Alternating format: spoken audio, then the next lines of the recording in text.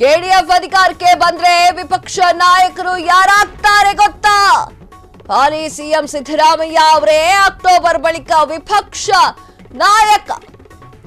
Satish CM ಆದ್ರೆ ಸಿದ್ದರಾಮಯ್ಯರವರೇ ವಿಪಕ್ಷ ನಾಯಕ. ಸಿದ್ದರಾಮಯ್ಯ ಅವರ ಹಾಲಿ ಟೀಮ್ನ ಸದಸ್ಯರೇ ಕೆಡಿಎಫ್ ನಲ್ಲಿ ಇರ್ತಾರೆ. ಈಗಿನ ತನ್ನ ಟೀಮ್ ವಿರುದ್ಧವೇ ಮುಂದೆ ಸಿದ್ದರಾಮಯ್ಯ ಹೋರಾಟ ಮಾಡುವಂತಹ ಸಂದರ್ಭ ಬಂದರೂ ಬರಬಹುದು. ವಿಪಕ್ಷ ನಾಯಕರಿಗಾಗಿ ವಿರೋಚಿತ ಹೋರಾಟ ಮಾಡ್ತಾರೆ ಸಿದ್ದರಾಮಯ್ಯ.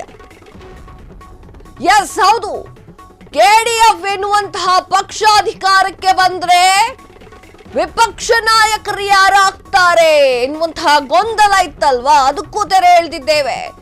ಕೆಡಿಎಫ್ ಎನ್ನುವಂತಹ ಪಕ್ಷ ಅಧಿಕಾರಕ್ಕೆ ಬಂದ್ರೆ ವಿಪಕ್ಷ ನಾಯಕರು ಮತ್ಯಾರು ಆಗೋದಿಲ್ಲ, ಸಿದ್ದರಾಮಯ್ಯ ಅವರೇ ಆಗ್ತಾರೆ. ಸಿದ್ದರಾಮಯ್ಯ ಅವರೇ ಆಗ್ತಾರೆ. ಸಿದ್ದರಾಮಯ್ಯ ತಮ್ಮ ಶಾಸಕರ ವಿರುದ್ಧವಾಗೇ ಮಾತನಾಡುವಂತಹ ಸಂದರ್ಭ ಬಂದರೂ ಬರಬಹುದು. ಹಾಲಿ ಸಿಎಂ ಸಿದ್ದರಾಮಯ್ಯ ಅವರೇ ಅಕ್ಟೋಬರ್ನ ನಂತರ ವಿಪಕ್ಷ ನಾಯಕರು ಆದರೂ ಆಗಬಹುದು. ಸತೀಶ್ ಸಿಎಂ ಆದ್ರೆ ಸಿದ್ದರಾಮಯ್ಯ ಅವರೇ ವಿಪಕ್ಷ ನಾಯಕರು. ಸಿದ್ದರಾಮಯ್ಯ ಅವರ ಹಾಲಿ ಟೀಮ್ನ ಸದಸ್ಯರೇ ಕೆಡಿಎಫ್ ನಲ್ಲಿ ಇರ್ತಾರೆ. ನಾನಾಗ್ಲೇ ಹೇಳಿದೆ, ಸಿದ್ದರಾಮಯ್ಯ ಅಥವಾ ಸತೀಶ್ ಜಾರಕಿಹೊಳಿ ಅಂತ ಕೇಳಿದ್ರೆ ಇಬ್ಬರಲ್ಲಿ ಒಬ್ಬರನ್ನ ಆಯ್ಕೆ ಮಾಡಿ ಅಂದ್ರೆ ಒಂದಿಷ್ಟು ಶಾಸಕರು ಸಿದ್ದರಾಮಯ್ಯ ಅವರನ್ನ ಬಿಟ್ಟು ಸತೀಶ್ ಜಾರಕಿಹೊಳಿ ಅವರ ಹತ್ರ ಹೋಗ್ಬಹುದು. ಕಾಂಗ್ರೆಸ್ ಬಿಜೆಪಿಯಿಂದ ಶಾಸಕರು ಯಾಕೆ ಕೆಡಿಎಫ್ ಹೋಗ್ತಾ ಇದ್ದಾರೆ? ಬಿಜೆಪಿಯಲ್ಲಿ ಈಗಾಗಲೇ ಬಂಡಾಯದ ಬೇಗುದಿ ಜೋರ್.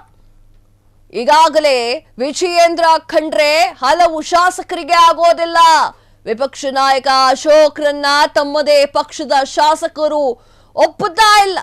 ಯತ್ನಾಳ್ ಹೊರ ಹಾಕಿರೋದು ಪಂಚಮಸಾಲಿ ಶಾಸಕರ ಆಕ್ರೋಶಕ್ಕೂ ಕೂಡ ಕಾರಣವಾಗಿದೆ. ಬಿಜೆಪಿಯಲ್ಲ ಅತೃಪ್ತ ಶಾಸಕರು ಕೆಡಿಎಫ್ಗೆ ಬೆಂಬಲವನ್ನ ನೀಡಿದ್ದಾರೆ. ನಾಯಕರ ಕುಮ್ಮಕ್ಕಿನ ಅಂದ್ರೆ ನಾಯಕರ ಕಮ್ಯುನಿಟಿಯ ಶಾಸಕರಿಂದಲೂ ಕೂಡ ಸತೀಶ್ಗೆ ಜೈಕಾರ. ಕಾಂಗ್ರೆಸ್ನಲ್ಲೂ ಎಲ್ಲ ಶಾಸಕರಿಗೂ ಈಗಾಗಲೇ ಮುನಿಸು. ಗ್ಯಾರಂಟಿ ಯೋಜನೆಯಿಂದ ಅನ್ಯಾಯಕ್ಕೆ ಒಳಗಾಗ್ತಾ ಇದ್ದಾರೆ ಅಂತ ಅಳಲು, ಅನುದಾನ ಸಿಕ್ಕಿಲ್ಲ, ಕ್ಷೇತ್ರ ಅಭಿವೃದ್ಧಿ ಆಗ್ತಾ ಇಲ್ಲ ಅಂತ ಒಂದಿಷ್ಟು ಜನ ಅಸಮಾಧಾನ. ಎಲ್ಲಾ ಕಾರಣದಿಂದ ಕೆಡಿಎಫ್ಗೆ ಜೈ ಅಂತಿರುವಂತಹ ಸರ್ವ ಶಾಸಕರ ನಿರ್ಧಾರ. ಇನ್ನೊಂದ್ ಕಡೆ ಡಿಕೆ ಶಿವಕುಮಾರ್ ಸಿಎಂ ಗಾದಿ ಬಿಟ್ಟುಕೊಡಲು ಹಲವರ ಆಕ್ಷೇಪ. ಹೀಗಾಗಿ ಬಂಡೆದ್ದ ಕಾಂಗ್ರೆಸ್ ನಾಯಕರಿಂದ ಕೆಡಿಎಫ್ ಸರ್ಕಾರದ ರಚನೆ. ಎಸ್ ಹೌದು, ನಾನಾಗ್ಲೇ ಏನ್ ಹೇಳ್ತಾ ಇದ್ದೆ ಅಂತಂದ್ರೆ ಸಿದ್ದರಾಮಯ್ಯ ಅಥವಾ ಸತೀಶ್ ಜಾರಕಿಹೊಳಿ ಅಂತಂದ್ರೆ ಒಂದಿಷ್ಟು ಜನ ಸಿದ್ದರಾಮಯ್ಯ ಅವರ ಒಂದು ಬಣವನ್ನ ಬಿಟ್ಟು ಸತೀಶ್ ಜಾರಕಿಹೊಳಿ ಅವರ ಬಳಿ ಹೋಗಿ ಸೇರಬಹುದು ಅಂತ.